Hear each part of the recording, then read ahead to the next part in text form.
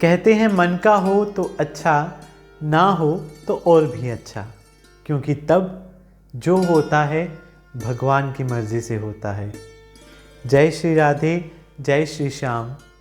कई बार हम बहुत मेहनत करते हैं और मंजिल के बिल्कुल करीब आ गए होते हैं और हमें पूरी उम्मीद होती है कि अब हमें हमारी मंजिल मिलेगी ही मिलेगी, पर फिर भी किसी न किसी कारण से हम जो चाहते हैं हमें नहीं मिलता है, क्योंकि उसमें भगवान की मर्ज़ी नहीं होती है।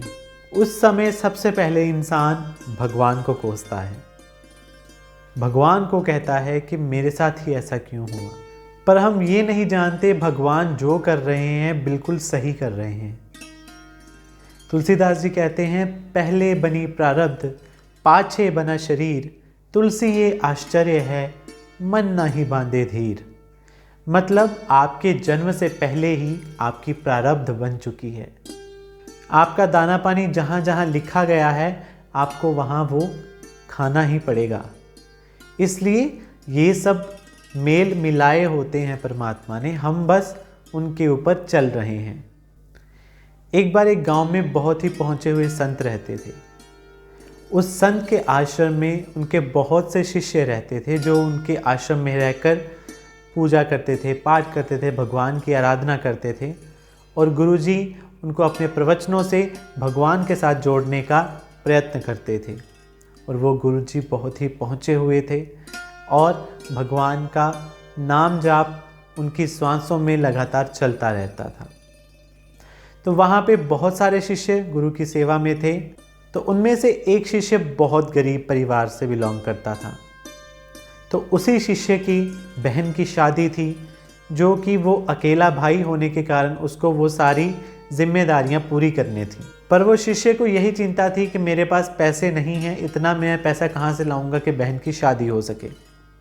तो उस शिष्य ने गुरुजी से विनती करी कि गुरुजी मेरी बहन की शादी है तो आप भी चलिएगा हमारे साथ शादी में। गुरुजी ने कहा कि बेटा मैं तो किसी शादियों में जाता नहीं हूँ, मेरा आशीर्वाद आपके साथ और आपकी बहन के साथ हमेशा रहेगा। तो वो शिष्य थोड़ा उदास हो गया। उसको लगा था कि अगर मैं गुरुजी को जाने के लिए कहूँगा तो गुरुजी मुझे कुछ पैसों की मदद करेंगे, क्योंकि दरबार में बहुत सारा पैसा चढ़ावा चढ़ता था। तो गुरुजी मेरी मदद करेंगे ताकि मैं अपनी बहन की शादी कर सकूं। पर गुरुजी ने ऐसा नहीं कहा उससे। तो वो रोज़ गुरुजी से विनती करता था शादी में आने के लिए, तो गुरुजी मना कर देते। तो जिस दिन वो दिन आया कि बहन की शादी है, तो एक दिन पहले जब वो अपने घर के लिए रवाना हो रहा था, उसने फिर से गुरुजी से विनय करी कि गुरुजी आप मेरे साथ बहन की शादी में चलिए, आप उनको अपना आशीर्वाद दीजिए। गुरुजी ने कहा, बेटा मैंने आपको पहले भी बोला कि मैं किसी शादियों में नहीं जाता, आप जाइए, हमारा आशीर्वाद आपके साथ और आपके पूरे परिवार के साथ है। तो गुरुजी ने जाते जाते उस शिष्य को आशीर्वाद के रूप में 5 अनार दिए और 1-2 शिष्य को बोला कि आप इनके साथ जाओ, कोई मदद हो तो आप इनके घर पे मदद करना। इतना सुनकर जब वो शिष्य रवाना होता है तो रास्ते में अपने दूसरे गुरु भाइयों से बात करता है कि गुरुजी के पास इतना चढ़ावा चढ़ता है, तो क्या गुरुजी मेरी मदद नहीं कर सकते थे कुछ पैसों के लिए, ताकि मैं अपने बहन की शादी कर सकूं।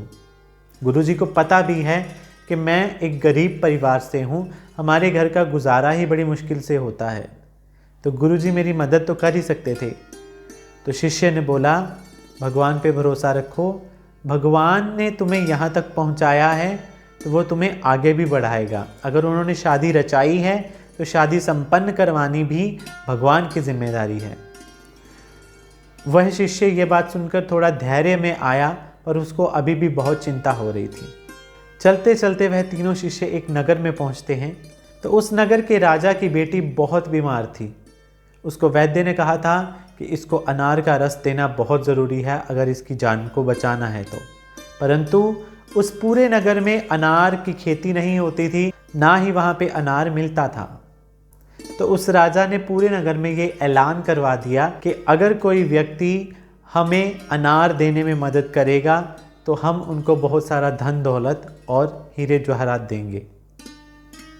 तो यह सुनकर वो शिष्य प्रसन्न हो गया कि मैंने जो भगवान से मांगा था शायद अब मुझे मिलेगा।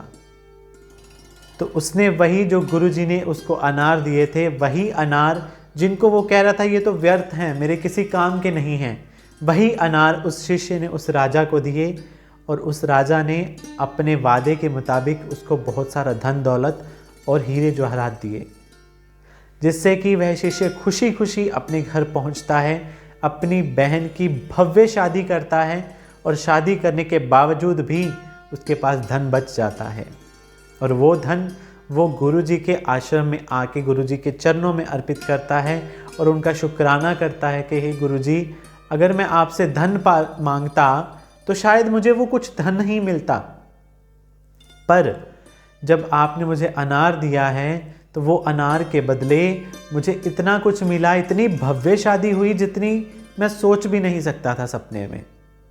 भव्य शादी होने के बावजूद भी ये कुछ पैसा बचा जो कि दरबार की सेवा में लगा। तो इससे हमें पता चलता है कि हम भगवान से जो मांग रहे होते हैं वो हमारी छोटी बुद्धि के जैसे हम छोटी चीज़ें मांग रहे होते हैं, पर भगवान दयालु हैं, भगवान कृपालु हैं, वो हमें हमारी हैसियत से ज़्यादा देना चाहते हैं। कहते हैं जहाँ इंसान की सोच ख़त्म होती है वहीं से भगवान की कृपा शुरू होती है। जब हम पूरी तरह से भगवान को सरेंडर हो जाएंगे कि हे परमात्मा, हम तेरे हैं, तू हमारा है, तूने हमें बनाया है, तू ही हमें पालेगा। कई बार हम अपने बिजी स्केड्यूल की वजह से हम भगवान को भूल जाते हैं।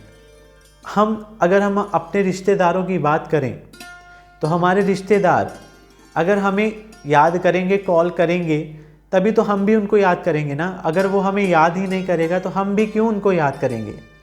तो इसी तरह से अगर हम भगवान को याद रखेंगे तो उनको भी हमारा स्मरण रहेगा। तो भगवान को डेली बेसिस पे कॉल करिए, भगवान को डेली बेसिस पे याद करिए, ताकि आप भी उनकी यादों में बने रहें। भगवान तो उन पे भी कृपा करते हैं जो भगवान पे विश्वास नहीं करते। हम तो फिर भी भगवान को याद करेंगे तो हमारे कैसे भंडार भरेंगे ये हम सोच भी नहीं सकते।